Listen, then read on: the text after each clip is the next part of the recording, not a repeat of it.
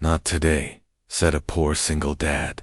Pulling the homeless pregnant girl from the rooftop, rain poured down over the city, streaking across the neon lights and making the cracked pavement below glisten.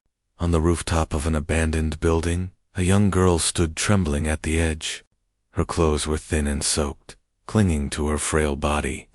She looked no older than 20, her belly swollen with new life, yet her eyes were empty, filled only with despair.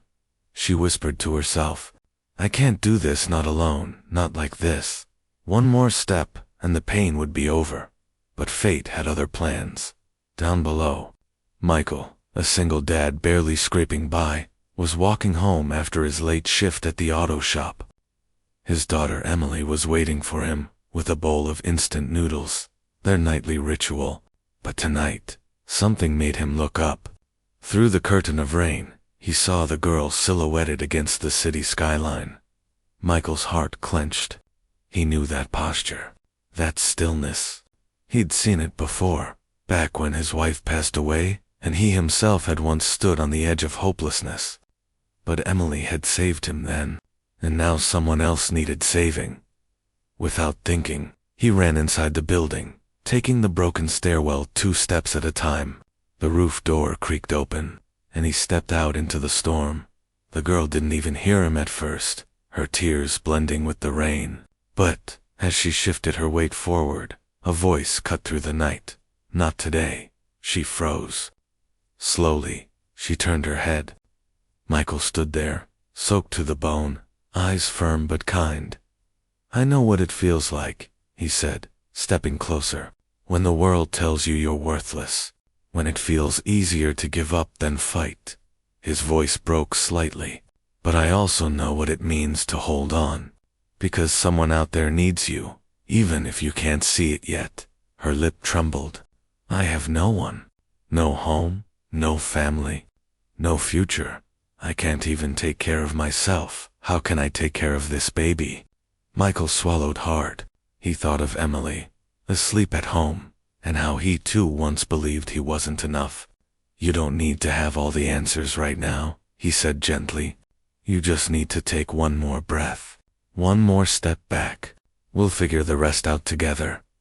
She looked at him, this stranger, a man who wore worn boots and a patched-up jacket, clearly no richer than she was. But there was something in his voice, something unshakable.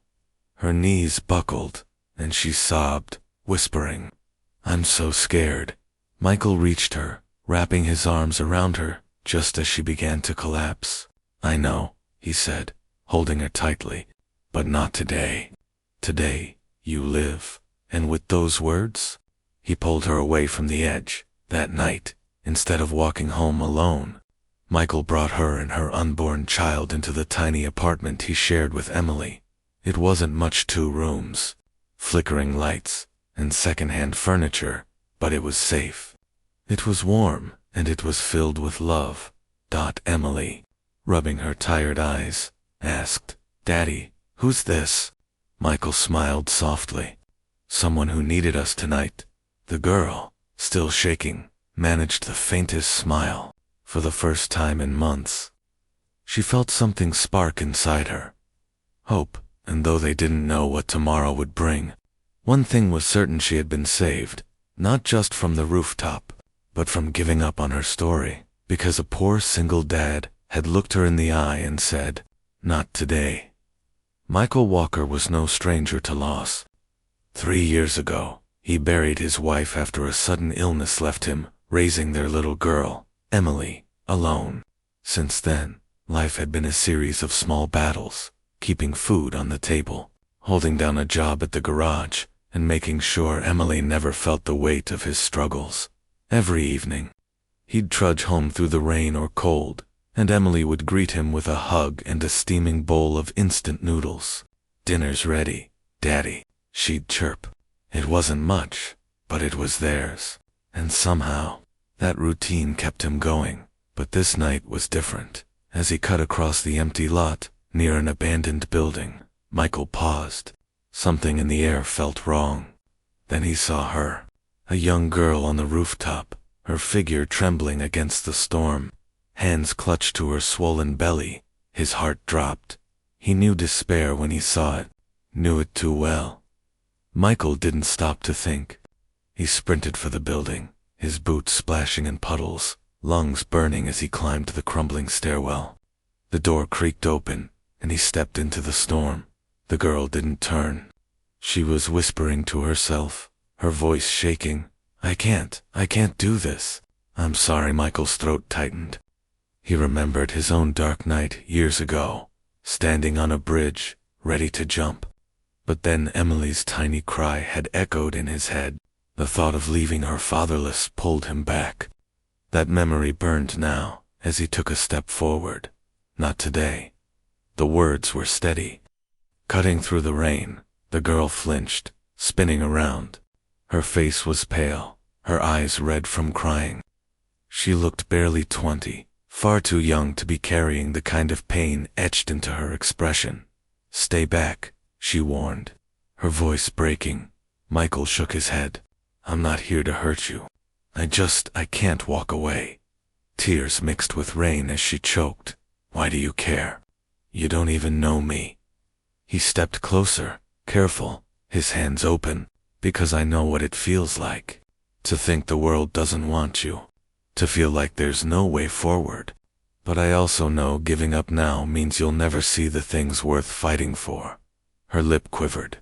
"I have no one, no money, no home. My parents threw me out. I can't even take care of myself. This baby," she placed a trembling hand on her stomach, "will only suffer because of me." Michael swallowed hard. Memories of nights spent feeding Emily canned beans by candlelight flickered through his mind. He hadn't been ready to be a single parent either, but love had found a way. "You don't need to have everything figured out," he said softly. "You just need to take one more step back. Just one. After that, we'll figure the rest out together."